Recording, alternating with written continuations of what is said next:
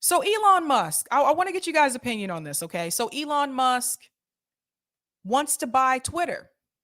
People have different opinions about this. Now I want to go ahead and tell you I'm not a fan of Elon Musk. Like I'm not an Elon Musk stan like some people. But I'm going to show you both sides of this. I'm going to show you people who are against it, and I'm going to show you someone who is for it. Russell Brand is actually for this. And of course, our friendly Mr. Liberal guy who keeps the Clintons and the Obamas in power, Robert Reich, is 100% against it. Why is Robert Reich against this? Let me show you this article and then I'm going to go into the Russell Brand video. So, Elon Musk's vision for the internet is dangerous nonsense. This is coming from Robert Reich. By the way, for those who don't know, Robert Reich actually ran for governor in Massachusetts in 2002. I don't know if anybody knows that. That's just something, that's a good trivia question. All right, let's go back into the article. Here we go. Skip down to this portion here. At least the US responded to Trump's lies. Trump had 88 million Twitter followers before Twitter took him off its platform, just 2 days after the attack on the Capitol, which he provoked in part with his tweets. Trump's social media accounts were also suspended on Facebook, YouTube, Instagram, Snapchat, Twitch, and TikTok. By the way, I don't agree with that. I'm anti-censorship. So even when they took Trump off, I'm like, yeah, that's really not a good, that's not going to be good. That's going to back, that's going to come on everybody, right? Now people see. All right. These moves were necessary to protect American democracy. But Elon Musk, the richest man in the world with 80 million Twitter followers, wasn't pleased. Musk tweeted that the US tech companies shouldn't be acting as the de facto arbitrator of free speech. Musk continues to tell his 80 million followers all sorts of things.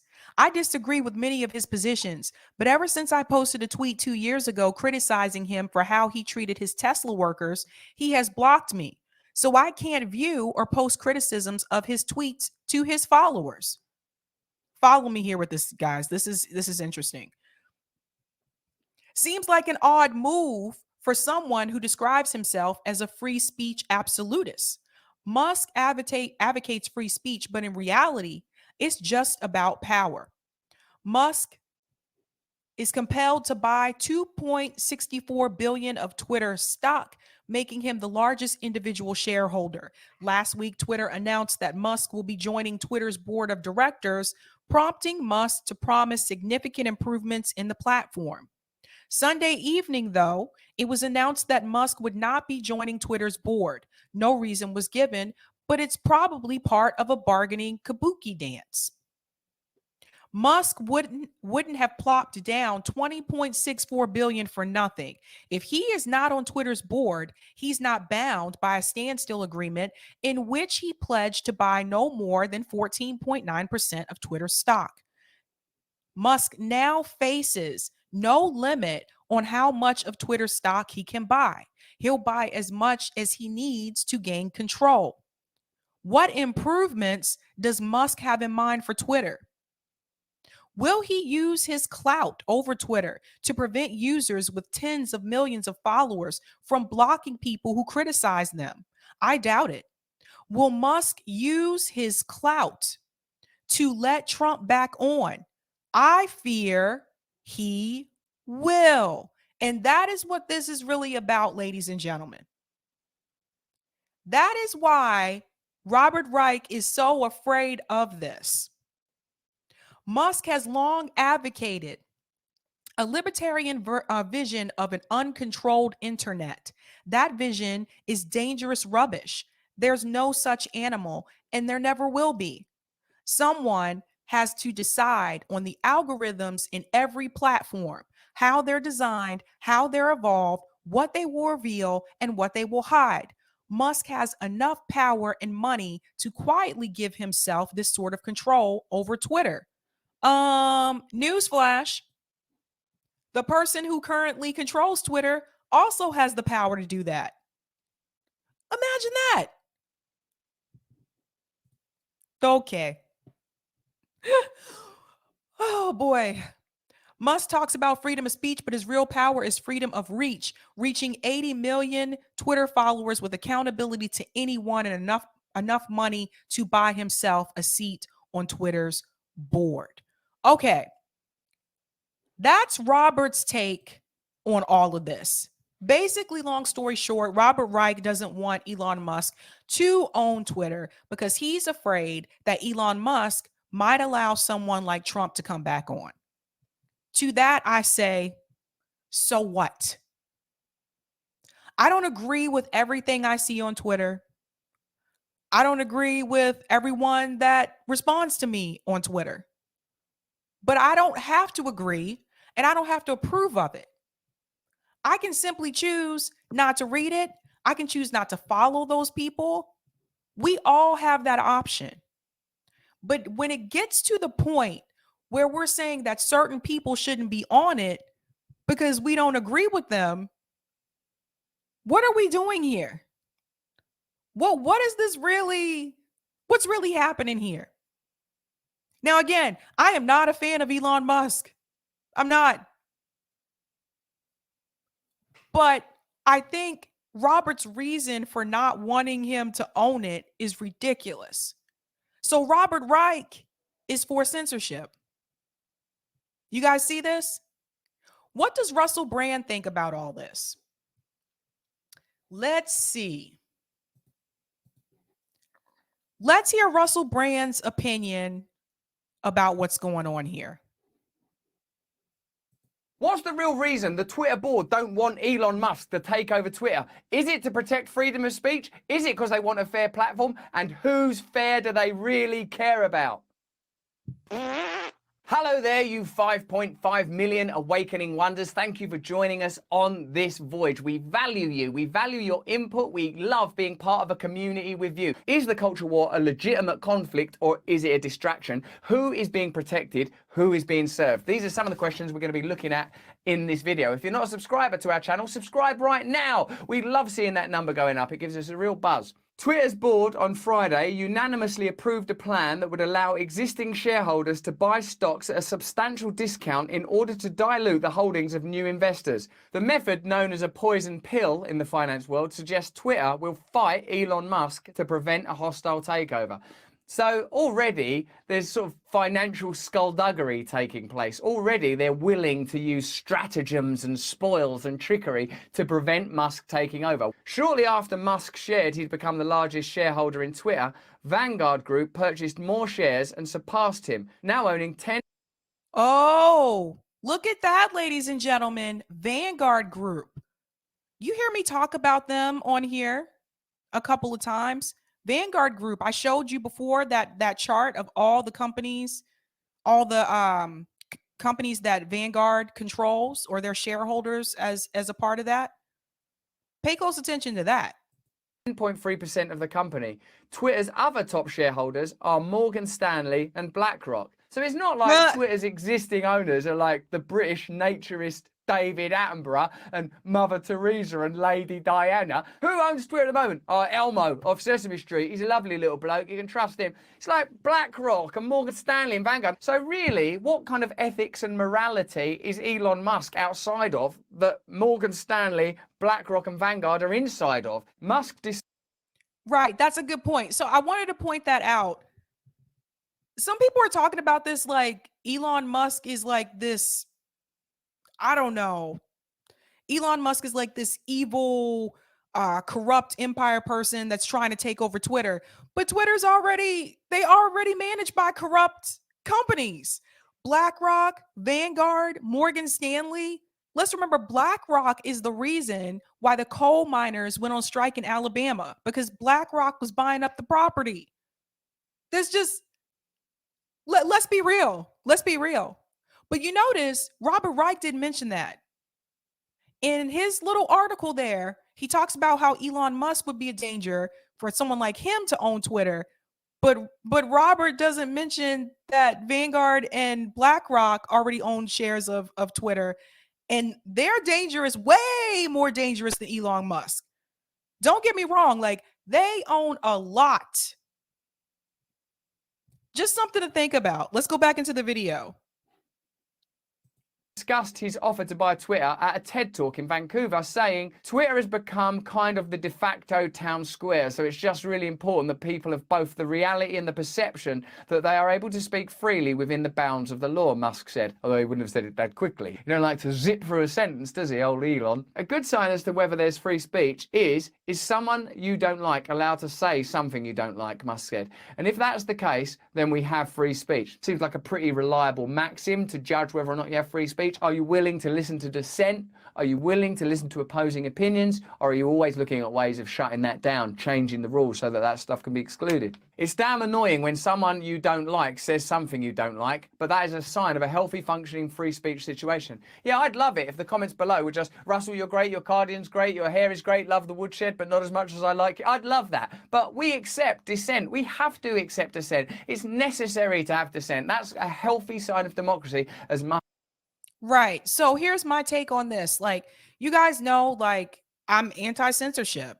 And if there's things that people say that you don't agree with, like on Twitter or any social media platform, again, you don't have to follow those people. You don't have to listen to them. So if Elon Musk wants to bring, free speech to Twitter, I would say that's a positive. That's a plus. I still don't like Elon Musk like that though, because Elon Musk, he's another one. He doesn't treat his workers properly either. A lot of times people mention Jeff Bezos, but Elon Musk doesn't treat his workers properly either. So, maybe some of the Tesla employees should try to unionize. I don't know. Maybe they've tried that before. But again, he's a billionaire. He's another oligarch. He's another billionaire. But if the reason why you don't want him to own Twitter is because he's going to let people practice free speech, that's very questionable. That is questionable. Let's go back in. Musk said. This is what Matt Taibbi had to say on Substack, writing about this issue. Elon Musk has reportedly attempted to purchase Twitter, and I have no idea whether his influence on the company would be positive or not. I do know, however, what other media figures think Musk's influence on Twitter will be. They think it will be bad, very bad. How none of them see what a self-own this is beyond me. After spending the last 6 years practically turgid with joy as other unaccountable billionaires tweaked the speech landscape in their favour, they're suddenly howling over the mere rumour that a less censorious fat cat might get to sit in one of the big chairs. So this is coming from Matt Taibbi. So he wrote a Substack article about this. I think I told you guys this before, that Matt Taibbi is on Substack.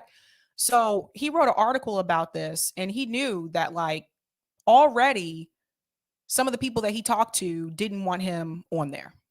Two of the more prominent Musk critics are claiming merely to be upset at the prospect of wealthy individuals controlling speech. Now, if that were the reason, if that is the reason, then that would be a universal principle that you would apply to anybody that potentially owns Twitter or other social media platforms. As more than one person has pointed out, this is a bizarre thing to be worrying about all of a sudden, since it's been the absolute reality in America for a while. Probably the funniest effort along those lines was this passage.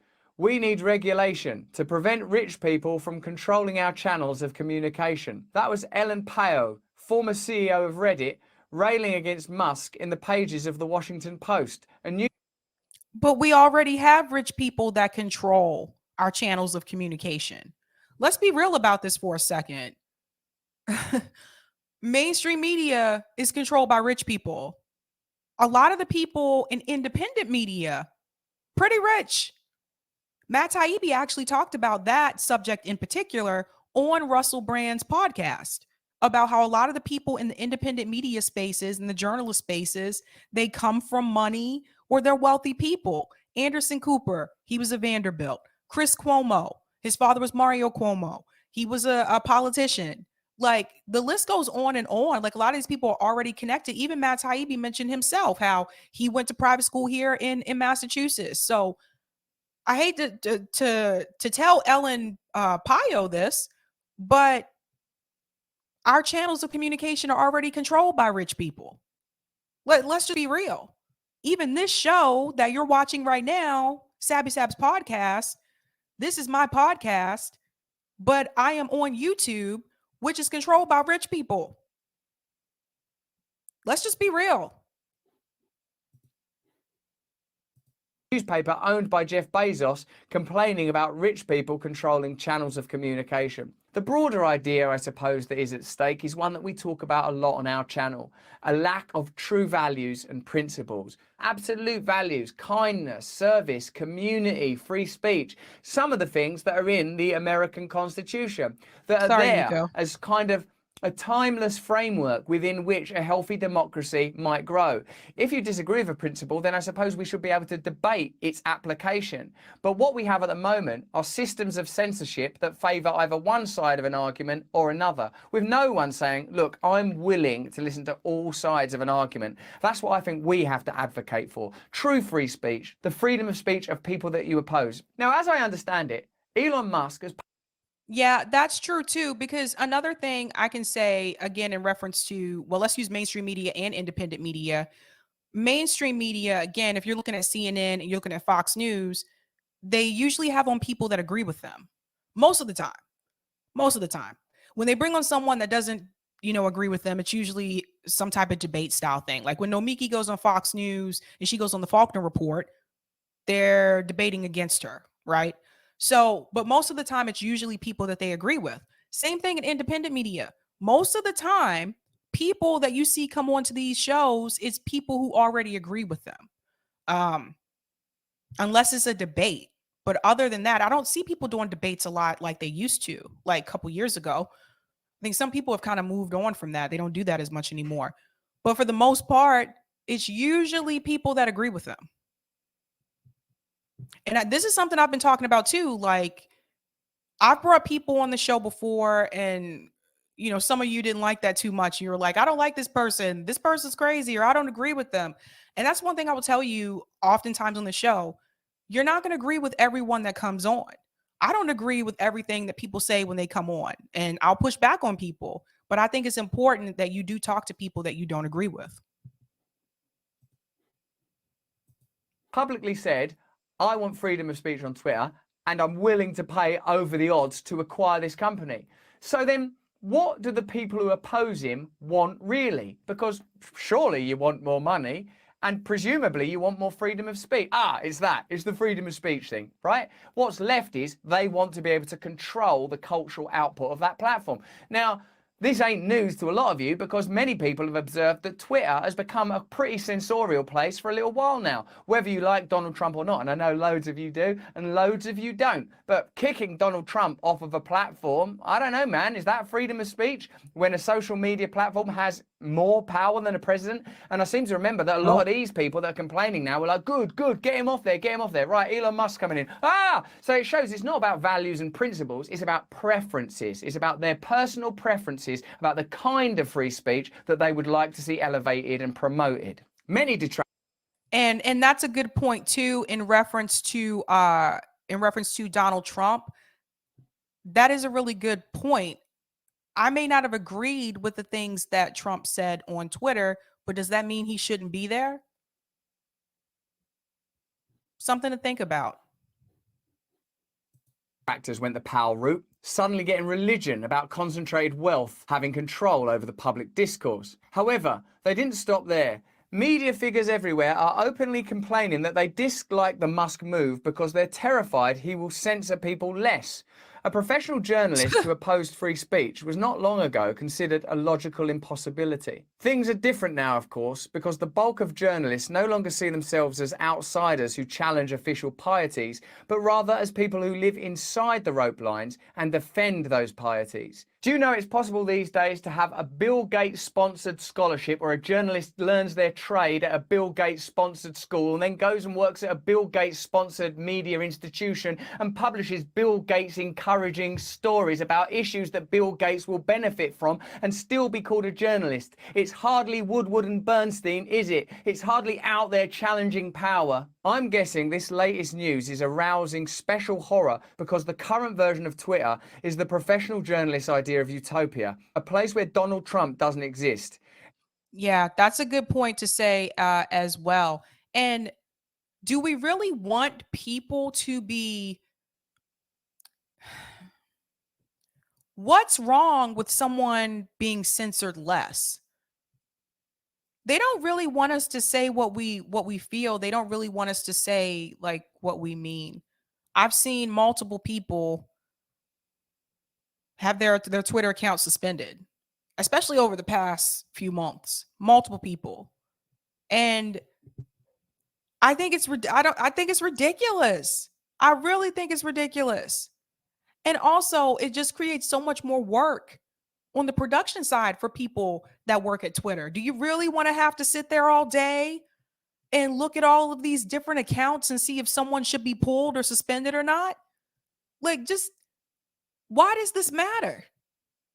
Why does this matter? So, for me, this is why I say if you say that you're anti censorship, then you really need to mean it. Don't say you're anti censorship, but you don't think that Donald Trump should be there, because that's not anti censorship then. That's just how I say it. And I'm not a fan of Trump. I want to be clear, because someone's probably going to take a clip of this and be like, oh, there's Sabby. She's advocating for Trump. No, it's just, I don't think that people should be censored, period. And especially some people worked really hard to build up their following on Twitter. And some people, their careers are based on that. They rely on that following they have on Twitter because of the algorithms that are in place on YouTube. So if you have someone take over Twitter and they're going to do less censorship, then that could also affect the algorithm. And then it'll be easier for people to find you. It'll be easier for people to hear what you have to say. Because let's be real, I think some of us are being suppressed on Twitter too, not just on YouTube, but also on Twitter. Going to play a little bit more of this. Everyone with unorthodox thoughts is warning labelled. Age-restricted content seems to be a popular recent scam. And the current thing is constantly hyped to the moronic max. Matt Taibbi talked about this when he came on our podcast, Under the Skin. He said that journalists and reporters used to be allied with the ordinary population. They used to regard themselves as outsiders, dissenting, throwing rocks at the establishment. That's what I was talking about. That was back in the day when journalists weren't paid a lot of money, when it was not a glamorous job. That's changed. Inquiring and questioning. Now, as Taibbi points out here again, journalists are on the inside, protecting the establishment, protecting the system. What does that tell you has happened to the media? What does that tell you has happened to the profession of journalism? To me, it suggests that journalism has become the propaganda wing of the corporate state machine, expressing, espousing, promoting opinions that are beneficial to establishment power, never promoting dissent. Today, the dissent may not please you. Tomorrow, it might be your dissent that's being shut down. So please don't see this in terms of, well, I feel this way about the pandemic or Ukraine or about this, that or the other, what he calls the current thing. And I know a lot of people use that phrase. Think instead about the principle, the value, the same as I would invite the Twitter board to. What are your principles really? What do you believe in really? If you believe in community power, service, individual freedom, democracy, the ability to run your own communities, then you've got a set of beliefs by which to run your life. If you've got spiritual principles, religious principles, wherever they come from, if you believe in your freedom and the other person's freedom, then you stand a chance. If what you believe in is your version of tyranny, because your version of tyranny you've worked out is really nice and really kind and really fluffy and cool, then you ain't no different than any other tyrant. Regarding Twitter, these are all good points. You guys can watch the rest of that video on his channel. That video was posted, it was either late last night or early this morning. So it should be his most recent video. But Yeah, that's important to know. Like if you are confident in your beliefs and your morals and your values, then what other people say on these social media platforms, you shouldn't let it get to you like that. I ignore a lot of people on Twitter. They probably don't know that, but I do. Sorry. Hello. I ignore a lot of people. I don't have time to read what's in my mentions. I really don't. I'm just being honest. I never click on that tab that says mentions. I don't have time to read everyone's response because I also have a regular job. Like I just don't. And even if I did, like I don't think it's healthy to be on Twitter all day. A lot of times I post something and I hop right off. I'm just being real, just being honest. All right, guys, I do have two really positive news stories for you. They are very short. I want to shout out some of these super chats really quick first. Thank you so much for the super chat, the traveler. How does Elon have the money to try and buy out Twitter? I think you mean Twitter. But ending global hunger, which is far cheaper, is unattainable. Oh, the traveler, you're speaking my kind of language. Exactly. That's a good question. Thank you so much for the super chat, Craig Kidd. The answer to bad speech isn't censorship, it's better speech. Fight the issues instead of canceling the speaker. Ooh, that could be a great t shirt, Craig. Fight the issues instead of canceling the speaker. I like that. Woohoo! Sebastian said social media has one thing that's positive. We got Sabby. Oh, thank you, Sebastian. That's sweet. What's going on? MJ says free Julian Assange. That's right. .com said, I think a big part of the reason why they don't want Musk to get control of Twitter is he might reveal all the shadow banning algorithms they use. Ooh. He might too. He could do that. Um Elon Musk is how do you say? He has no filter. Like he commented on a tweet. he responded to he responded to Bernie Sanders and he said, I'm sorry, I'm gonna stop laughing. This really isn't that funny. He responded and said, I forgot you were alive. I'm not kidding. Like he really has no filter. That's a good point.